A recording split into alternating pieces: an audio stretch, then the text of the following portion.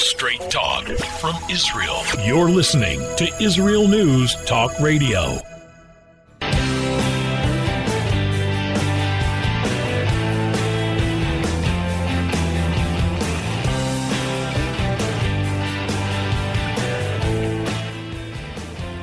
Welcome back to Israel Unplugged. This is Josh Wander from Yerushalayim, Yira Kodesh, and I'm here with my co-host, Rabbi Moshe Lichtman from Beit Shemesh. Yes, hello. It's good to be back. Last week I wasn't with you because I was on a trip to America. We'll talk about that. All I can say is it's very good to be back home. And it's good to have you back on the show. We'd love to hear all about your trip and what you experienced. It's been a while since I've been back, so I don't know exactly what's going on, but I'm curious to hear what, if anything, has changed. This is a live show, and it specializes in giving you the unadulterated facts of where we're holding in the redemptive process, focusing primarily on the ingathering of the exiles. You can call in with your questions, with your comments. If you are unfortunate enough to still be in North America, you can call in at 301-768-4841, 301-768-4841. You can explain to me why you're still in America. Maybe you don't think it's so unfortunate. Maybe you think it's a good idea that you're in America. In fact, I had a whole conversation. I was invited to a July 4th party last night, and I had a whole conversation with someone about that specific subject, whether there's ever a place for Jews to be ambassadors and stay in Chutz La'aretz because they are having such an influence, not necessarily a religious influence, but a political influence, an Israeli influence on America.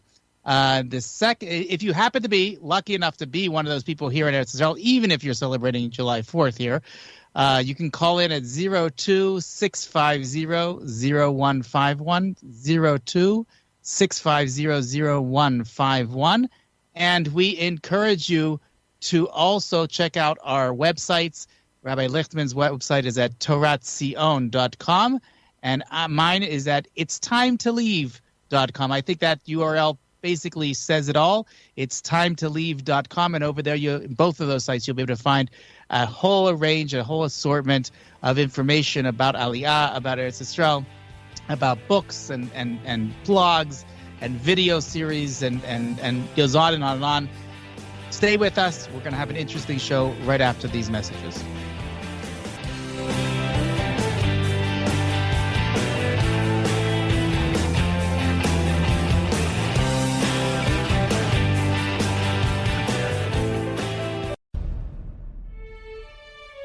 Israel is located in one of the most volatile areas in the world. Israel is an island of stability in a sea of war and unrest. In the midst of this turmoil, Israel stands out as a beacon of order and human progress. Each week we update you on what's happening in this, the Jewish state, a true light unto the nations. This is Jay Shapiro. Join me every Thursday on Israel News Talk Radio.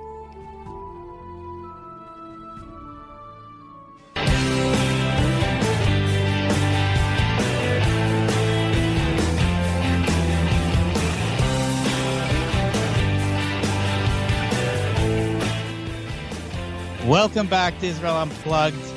As we mentioned earlier, we have Rabbi Lichtman back in the Holy Land, and he was away for a very short wedding abroad in the United States. And many of us, like myself, have not been out since the beginning of Corona. We haven't left the country, and we have only hear rumors about what's going on outside of Israel, but we haven't seen it up front and personal. So we want to know from Rabbi Lichtman what his experience was. How, if at all, has America and American Jewry changed? Oh, okay. So, look, I can't say I didn't go to a lot of places. I was only in two communities, really. So this is not going to be scientific, but I get the impression that things have not changed. Obviously, everyone has changed because of Corona, but that has nothing to do with the Israel, the Israel versus the diaspora debate. I don't see that people's attitudes have really changed. They're still so comfortable in America with all the problems and with all the anti-Semitism. So, okay. Again, I didn't see any anti-Semitism. Maybe I wasn't in areas where it's really bad. I wasn't in Brooklyn, which is where my sister lives, but I didn't go there. I was in Queens and I was in Elizabeth or Hillside, New Jersey. I didn't experience any anti-Semitism, but maybe it was spoken about a little bit, but it's not going to change people. They're not going to just pick up and leave. They're so comfortable there. The houses they have there and the everything, not only physically, also spiritually, they have all seemingly what a Jew needs to live his daily religious life.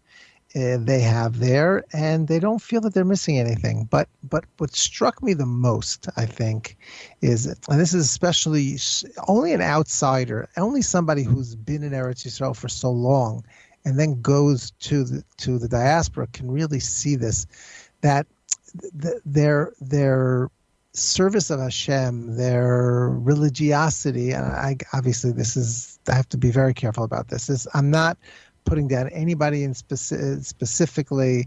There are tremendous tzaddikim there, and I didn't go around and see every single religious Jew in the country. Obviously, they're tremendous people, great people, but I feel that their religion, their service of Hashem, is very superficial, very like Chazal say, it's practice. It's not the real thing.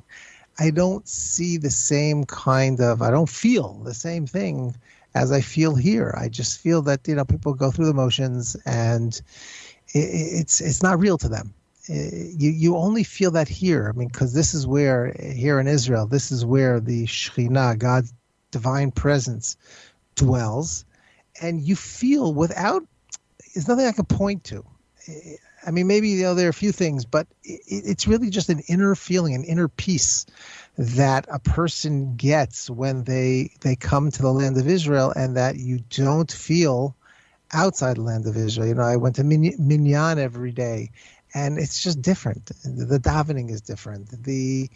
And again, you could go to a very stark, as they say, very religious yeshiva, and I'm sure it'll be a beautiful davening.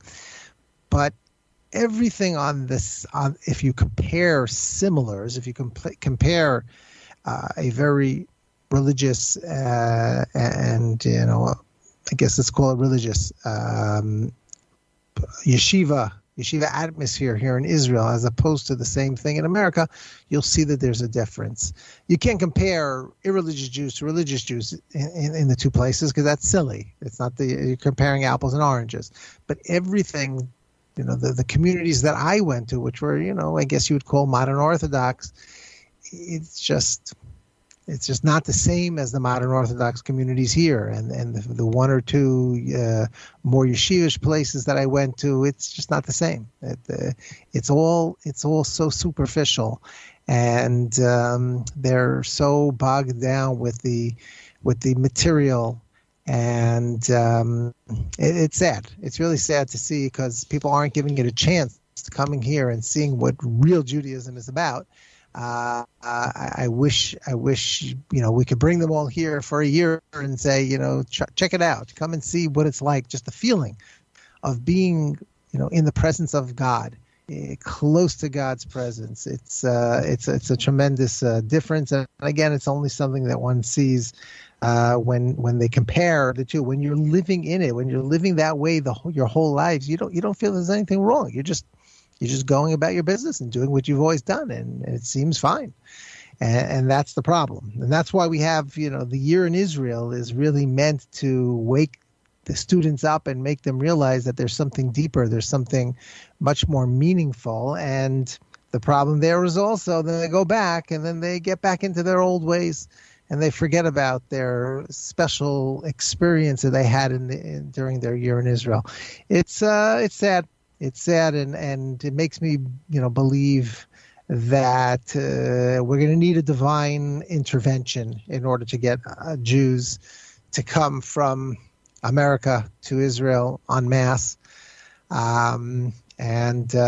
hope for that miracle, but and I'll still do whatever I can to try to convince as many Jews as I can to make Aliyah and have the zechut, have the merit to live here before Mashiach comes, because when Mashiach comes, everyone's going to understand the truth, and then it's not going to be so much of a challenge, and then the reward won't be as great. And that's why the rabbis say that there won't be any. We won't accept converts when Mashiach comes, because everyone's going to convert. Everyone's going to see that we are the top of the world and we are the true religion. So it's the same thing here. All the Jews are going to say, "Oh, of course we have to be in Israel. Yeah, that's where everything's happening." But it'll be a little bit, to a certain degree, a little bit too late to get the full reward. That's what I feel. That's why I feel it's worth it to try to convince as many people to come and give it a try here. But in the long run, I think the big Aliyah is going to have to happen with God's help. What do you think, Josh? So it's interesting. First of all, let me just first say that last week you weren't on the show, but I had Rabbi Ben Zion Klatzko, and he was describing the way that he celebrated Shiva Asar B'Tammuz by sitting down at the table in Monsey with his children and going around the table discussing different ideas and different aspects of the fast. And then I said, you should ask me what I did on Shiva Asar B'Tammuz. So he did just that. And I said that on Shiva Asar B'Tammuz, it was a very hot day. And at the end of the fast, I decided to go out in the middle of the desert in Mitzpeh Yericho. And there I gathered with a few dozen other people in order to reenact the Korban HaTamid, the obligatory sacrifice that was brought every day in the temple, and this is that one of the 5 calamities that bestruck the Jewish people on that day of the 17th of Tammuz was the cessation of that obligatory sacrifice. So I told them that from Rabbi Tovia Singer, that when he made Aliyah from Indonesia, so he said the difference between Jews outside of Israel and the Jews inside of Israel is that when you're outside of Israel, you're practicing Judaism. When you're inside of Israel, you're living Judaism. And I believe that was right on target, especially like as you quoted the Ramban, that it's all practice anyways for the Jews that are outside. But my question to you, and sort of as a devil's advocate, and I've heard this over the years, more in recent times from Rav Nachman Kahana many times, saying that you're either born with it or you're not. Meaning there are some people that have that feeling. What you were suggesting, seems to me, what you were suggesting was that if we just were able to bring all the Jews to Israel for a year, they would all see the light and they would all be convinced that this is the place to be. What he seems to be saying, and this has evolved over the years, is that that's not so correct, that the majority of people may never see the light, even if they were here. And indeed, you have to be born with it. You have to be granted it from Hashem. God has to give you that epiphany to understand that Israel is the place to live. What are your thoughts about that? Yeah, I do agree that, my own self, I mean, there's no question that I view it, I don't view it as tzidkati, that my righteousness, that's why I live in Israel. To me, it was a no-brainer. Like the second I got here, pretty much the second I got here and fell in love with the land, I just wanted nothing more. So God sort of gave it to me as a gift, and I think He does to many people. I do agree with that, but I think it's also because I was searching for the truth, and I think anyone who's really searching for the truth and forgets all of his biases from the past, I think they will see something in living in Eretz Yisrael that they don't see in America or anywhere in the diaspora. But it's a very difficult move. It's not simple to just pick up and uproot oneself and change everything. So, the older generation, I've said this many times, I don't even really try so much because it's very rare that you're going to get somebody, unless someone who's going to retire in Israel.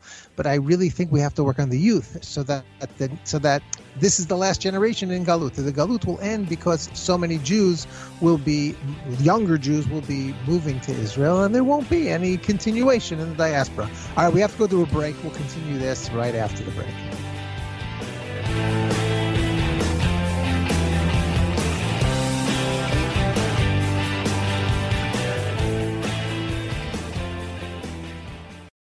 The Tamar Yona Show. Tamar? She's sassy. She's smart.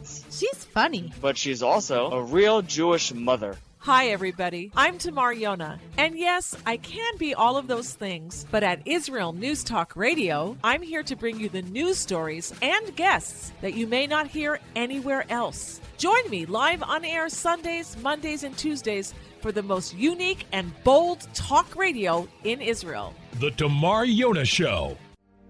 Shalom, I'm Leah Aharoni. Join me on my show, News from the Torah. Each Sunday, we'll use the weekly Torah portion as a prism for understanding the news today. Listen to News from the Torah to gain clarity about the times we're living in and to understand your own spiritual path in the process. News from the Torah every Sunday on Israel News Talk Radio.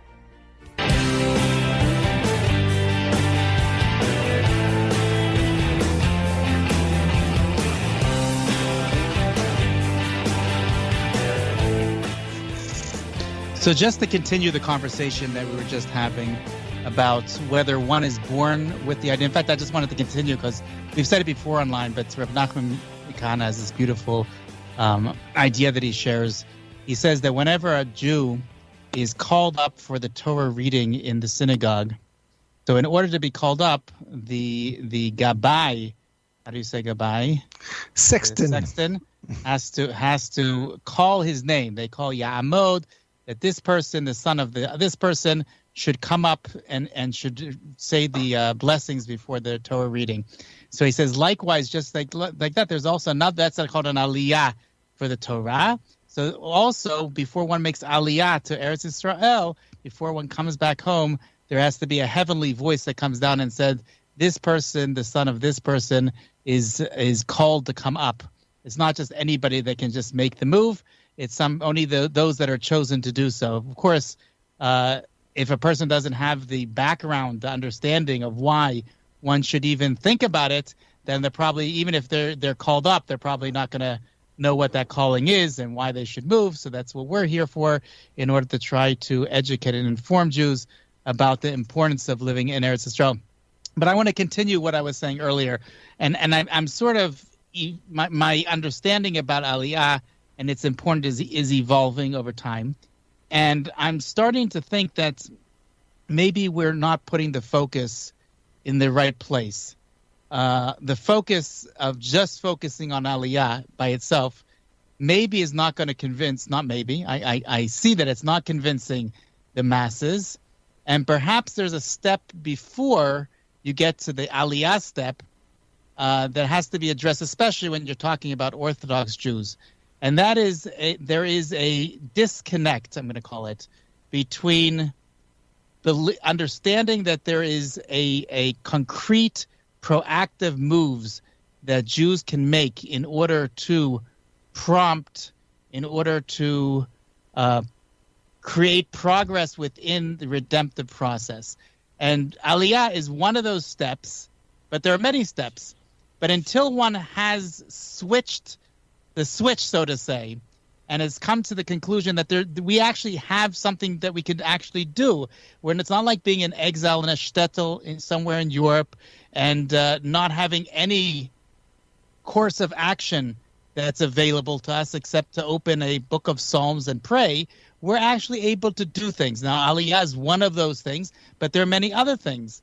Now, putting that into context, I think, is essential before, maybe even before you get onto the subject of Aliyah, because until somebody switches that switch and comes to the conclusion that one can make a difference, it could be that they wouldn't even consider Aliyah as one of the steps that needs to be taken. What are your thoughts? Yeah, that's definitely the case. I mean, that's one of the big arguments between the religious Zionists and the religious anti-Zionists, the Satmar camp. They believe that the final redemption is totally miraculous, and it has nothing to do with us. It's whenever God decides, that's when it's going to happen, and it's going to happen in a flash, and it's going to happen miraculously, and we have nothing to do with it. We believe, and I think Rav Tachtal in Ema Barim Smecha and many other books, prove it with numerous sources. We've discussed one of those. He likes quoting this a lot. When the Jews were at the Yam Suf, when they were at the Red Sea and about to be drowned or destroyed by the Egyptians, so Moshe cried out. He said, the traditional way of dealing with these kind of issues was always to just pray. Take out the Tehillim and pray. And I'm certainly not denying the efficacy of such an act. But God said to Moshe, Ma titzakalai, why are you crying out to me? Daberu b'nei Yisrael v'yiso. Now is not the time to daven. Now is the time to do action and to participate and bring about the salvation of the time through your actions. That's what we have to do, and we certainly do have to bring that message across to Jews throughout the world. I agree. It might help. It might help. Some Jews make the move and realize that their small act of making Aliyah will bring Mashiach that much closer. But I don't know if that's going to make a major difference in the big picture. And especially, I think you're going to have a hard time convincing those who already are convinced that we cannot really do anything about it, and it's all in God's hands. So every Orthodox Jew, I'm going to try to reinforce what I'm saying. Every Orthodox Jew has heard of Aliyah. They may be pro, they may be anti, they may be indifferent about it, but they've heard of the concept of Aliyah. But when you start to speak about what we spoke about last night, about being involved in a reenactment of the Korban HaTamid, this evening I have an amazing live stream going to go on in a couple hours from now, where I'm going to be in touch with a delegation of Israelis that have traveled to Texas in order to search for the Para Aduma, for the red heifer, which they may have found they're looking for it in different places, but that's one of the places they're looking. But when you start speaking about these are way beyond what most Orthodox Jews study or their understanding from Jewish day schools, from yeshivot, from kollalim. This is in the realm. I feel bad saying this, but it's in the realm of fairy tale. This is something that is discussed in theory, perhaps, but it's not realistic. And that's why I think that maybe this is a prerequisite, that we have to first understand that this is real, because Aliyah it's something that could be spoken about in theory, or it's something that could be spoken about in practice. So maybe what you're saying is that we have to make people realize that which is what this whole show is about, that the redemptive process has already begun. Once people realize that it has already begun, so then it's then you start saying to yourself, well, if it's already begun, that means and it's a process. It's not happening like some people thought it would happen all at once. Then maybe we do have to do something about. Maybe God is waiting for us to do our share. I listened to last night a debate. Somehow stumbled onto it. This guy, I think his name is Joseph Cohen. He's Israel Advocacy Movement, I think is what the name of his blog is. He does great work. And he had a very interesting debate between a religious Zionist and an anti-Zionist. The anti-Zionist was not so crazily anti-Zionist. It's not like he got a Neturei Karta guy. But anyway, it was very interesting, very respectful debate. But the religious Zionist said something which I thought was so beautiful. He said, you know what, maybe there could have been an argument, 100 years ago, but now, after so much has happened, how could there still be an argument of whether the redemption will come about miraculously all in one shot or as a process? And he gave this following mashal. He says, let's say we see some kind of parable. I'm sorry. Yes, parable. He said, maybe we, let's say we see something, some creature in the tree, and I say it's a bird, and you say it's a cat, and we go back and forth. No, it's a cat. No, it's a bird. You can have that discussion, but once you see it flying out of the tree, there's nothing more to discuss. It's clear cats don't fly and birds do. So, we could have discussed and we can argue for as long as we want about whether the redemption will be this way or that way. But once it's already happened, once half the Jewish people have already returned to the land of Israel, and so many clear signs of the redemption have come to pass, how is it possible anymore for there to be debate about whether we were right or they were right? And it's not a thing about I was right, I beat you. No, let's now go hand in hand, arm in arm, and work together to bring the redemption the way we all want it, which is in a religious way, in a Torah way, and make sure that we make it come, the rest of it in an expedited way. Expedite and happen in an easier, less painful way. Why don't we work together? So I think you're right. We have to, once a person comes to that realization, then already he'll say, okay, so if the redemption is really underway and we see that it has happened because of the actions of men, of people who have done things to bring it about, so then, maybe I really shouldn't just sit back here and wait and cry out to Hashem, but I should actually do something about it. And I think that's one of the main things. But again, I think the problem is that people are clinging. There's another thing that was said in that debate. People are still clinging on to their Rebbe. Oh, actually, no, it was a different thing. I heard also a podcast, or it was a shiur or whatever it was, by Rav Shechter and Rav Willig talking about Aliyah. It was a Yom Ha'atzmaut 2 years ago. And one of the things Rav Shechter said, he said that these people who are they're crazy. He said that they're hanging on to their respect of their Rabbeim. They have such respect for their Rabbeim that their Rabbeim can't possibly be wrong. And even though it's clear that they were wrong, he said this, I didn't say this, the great Rav Shechter says this, it's clear they were wrong just from what's happening in front of our very eyes, but they can't break away from that. They can't say, our Rebbe was wrong, and therefore they're just continuing and, with blinders on and sticking their head in the sand as if, nothing has happened, nothing has changed. We're still in the shtetl in Europe, and there's no difference. And that's a big problem. Okay, we have one more segment to go. Stick with us. We'll be back right after the break.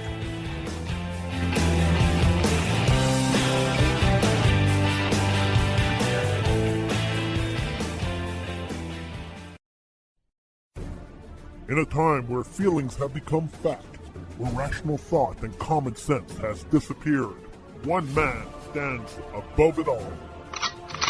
I'm Howie Sobiker, your political hitman.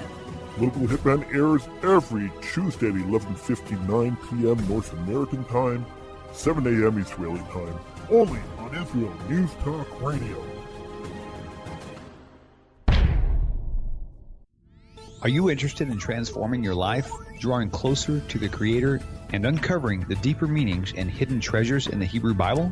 Then join me, Rav Yitzhak Michelson, and me, William Hall, on the Science of Kabbalah, where we are seeking to narrow the gap between what we understand of our physical and spiritual worlds.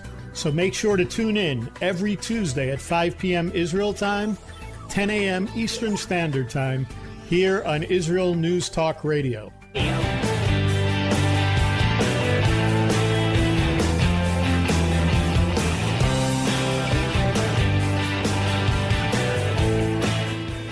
Oh, hello. Welcome back to Israel Unplugged.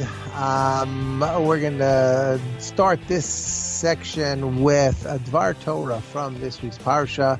There's actually 2 Parshiot, and we'll maybe just mention quickly something from both of them. It's actually is very connected to what we've been discussing the whole show. So as you know, there's this story in the first Parsha, in Matot, of the Bnei Gad and the Bnei Ruvain who ask Moshe to get a portion of the land in the other side of the Jordan, the western side of the Jordan River, and they make it sound like, and we'll just settle here, and you go into Israel and you'll conquer your lands, and we conquered ours, and Shalom al Yisrael, peace unto Israel, and finished. And Moshe got very angry at them, and there was a whole discussion, and there's a lot of commentary on what exactly their mistake was. But according to Rashi and based on a midrash, it's pretty clear that their priorities were really messed up. I'll read you from one of the midrashim that says as follows, that we find the same phenomenon by the children of Gad and the children of Reuven. They were wealthy and possessed an abundance of livestock, but they loved their money and settled outside the land of Israel. Therefore, now, by the way, what it means outside the land of Israel is a very big topic, because where they were was the other side of the Jordan, where it's basically the Golan area. Some of it, at least, is in the Golan, which we consider to be part of the land of Israel. So how could they say that? How could the Midrash say that they settled outside the land of Israel? It means that relatively speaking, compared to Eretz Yisrael, the land of Israel proper, inside the Jordan River, between the river and the sea, etc., the outside where they wanted to settle was less holy, less purely holy as Eretz Yisrael, and therefore it's because of their love of money, they settled outside the land of Israel. Therefore, they were exiled first. And what caused this? The fact that they separated themselves from their brethren because of their possessions. And this reminds me also of a very famous Yerushalmi. We all know the Bavli gives the reason why the Babylonian Talmud, right, explains why the second temple was destroyed. The first temple was destroyed because of the 3 cardinal sins: adultery, idolatry, and bloodshed. But the second temple was not like that. The Jews were basically keeping the mitzvot of the Torah. So what was it? Of course, we all know, the Gemara says that it was because of sinat chinam, baseless hatred. But the Yerushalmi's version of that is baseless hatred and a love of money. Exactly the same sin as the Bnei Gad and Bnei Ruvain. Their possessions were so important to them that they were willing to compromise on their religious standards. And that's a big problem. And that's what I was saying before, that you get the impression when you go outside the land of Israel, especially to America, that there is just such an emphasis on the gashmi, on the physical, and to the extent that they have a very hard time even contemplating and thinking of a possibility of giving that up and moving to a small little apartment somewhere in Israel when they can have this big mansion, a beautiful house. And not only rich people have big mansions, okay? Where I was staying, the people I was staying by were not wealthy, but they had a very beautiful and nice house that I only wish I could have something like that here in Israel. But I don't wish it, because I wouldn't give up what I have for all the money in the world and for anything. The ability and the zechut, the merit to be able to live in God's holy land. And that's exactly what the problem with Bnei Gad and Bnei Ruvain was, that they gave up on the kedusha, on the holiness of the land of Israel, the real holiness of the land of Israel, because of their possessions, because of their money, because of their love of money. And that is something that is unfortunately a very timely and timeless lesson that Jews have to learn. That what you have in your bank account is not what's important. It's what you have in your bank account up in heaven. what God knows that the mitzvot that you have done, including the great mitzvah of living in the land of Israel, which brings me to the second parsha, Maseh. That's where the verse that the Ramban holds is the source in the Torah for the commandment to live in the land of Israel. It's very easy to remember. It's Bamidbar 33:53. Always remember that. 33:53. That's where the pasuk says, "V'horashtem et ha'aretz v'yishavtem ba, ki lachem natati et ha'aretz l'reshet otah." You shall take possession of the land and dwell in it, for to you have I given the land to possess it. So these two parshiot have such important messages for us. Let's put our priorities in the right place and understand that our relationship to God and our fulfillment of His word is what's most important. Money is great if it can help you serve God better and do more mitzvot with the money, and that is something that you certainly can do better in the land of Israel. And let's just face it, when it comes down to it, it's simply a mitzvah according to the vast majority of halachic decisors throughout the generations. They agree with the Ramban that it is a mitzvah deoraita, a biblically ordained commandment to live in the land of Israel. And, forget about everything else. Forget about redemption and everything else. We should want to live here because we want to fulfill God's commandment. Bottom line, that's what's the most important thing. Josh, what do you have to say? I have actually seen, I'm going to call it a deterioration here in Eretz Yisrael, as I came here 35 odd years ago, and the country has become much more physical than it was material than it was before, and something that many people will look as a positive thing. They'll say, wow, it's so much easier to live in Israel today than it once was. There's so much more. We can get anything here. It may cost a little bit more. There are things you can even get here that you can't get in Chutz La'aretz. But I don't see it that way. I see it that's when the more materialistic society becomes, there is the inverse also happens. It becomes less spiritual. And I feel that people have become less spiritual as a result of it becoming more materialistic. What are your thoughts? I do agree that there is that danger. But because it's in the land of Israel, so then it's more okay because it's part of the mitzvah. It's part of the mitzvah of living in Israel is to be comfortable. You should be comfortable. There's nothing wrong with that. Obviously, you can take it too far.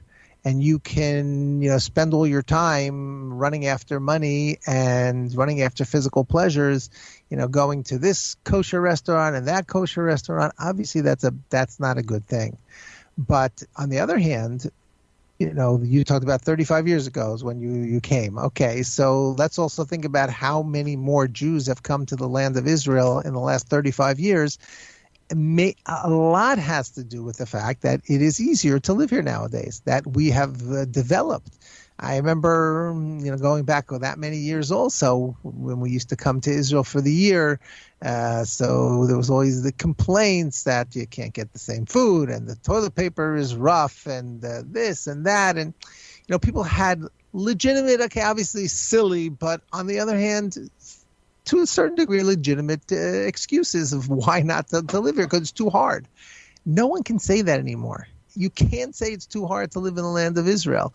It is very, very doable, and all the creature comfort, most of the creature comforts, let's put it that way, that you have in outside the land of Israel, you have in the land of Israel, and therefore the positive is that many more people have made Aliyah because of it. Many more people feel more comfortable, feel more capable of doing it because they won't have to give up that much. Of course, the highest level is to not care about the gashmiut, the material side, and only sit and learn all day and care about, eat bread with salt and water. But there are very few people that live their lives that way. But you see, when you do it in Israel, it's part of the mitzvah. When you're doing the same thing in outside the land of Israel, there's nothing inherently holy about it and spiritual about it, and therefore it's a lot more of a problem. And plus, there's much more of a danger outside the land of Israel of the material wealth taking you off the derech, making you totally forget God. In the land of Israel, it still isn't the same. It's not as easy. There still is a little bit of difficulty, more difficulty, and therefore there's less chance that you're going to forget God. There's not only a spiritual danger there, but also a physical danger. And we'll just end it by saying that, there's a lot of things that are going on. I've been getting many comments about what happened in Miami and the dangers of Jews. And then they say, well, it happened in Israel also. We had the disaster that happened in Meron and in Givat Zev. I heard a beautiful thing from Rabbi Yoel Schwartz, Shlita, who said that we know that Eretz Yisrael, it says that God's eyes are on Eretz Yisrael from the beginning of the year to the end of the year, that he's always involved in everything that happens specifically here in Eretz Yisrael. He says when the disaster happens here, they have to watch out outside in exile, because that's even much more dangerous. If all the shefa, all the blessing comes through Eretz Yisrael and something's happening here, you have to be careful if you're a Jew outside in the diaspora, because it's going to be that much more dangerous to be in the diaspora during such times. And it's something that everybody has to be aware of. And unfortunately, our show is over for today, but thanks for tuning in, and we'll be back with you hopefully next week. Take care.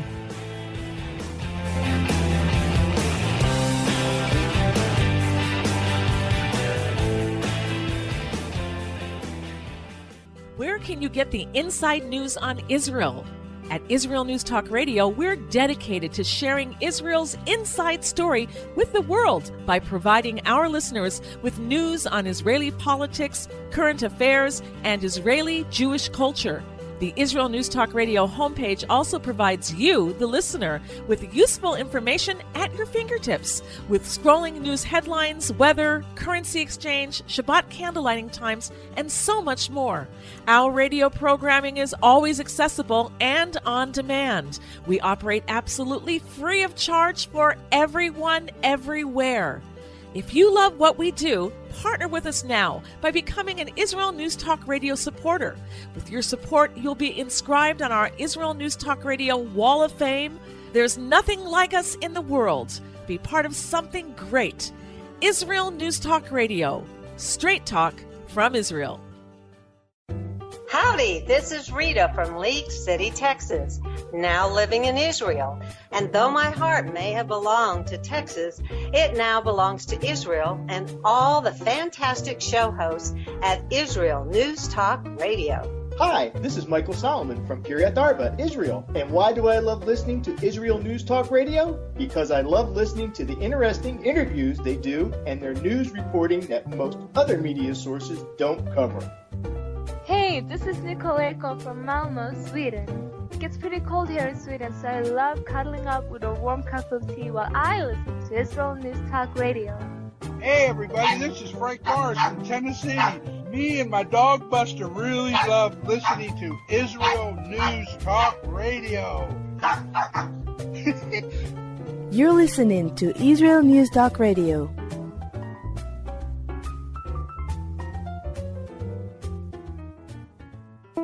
News, opinion, and more.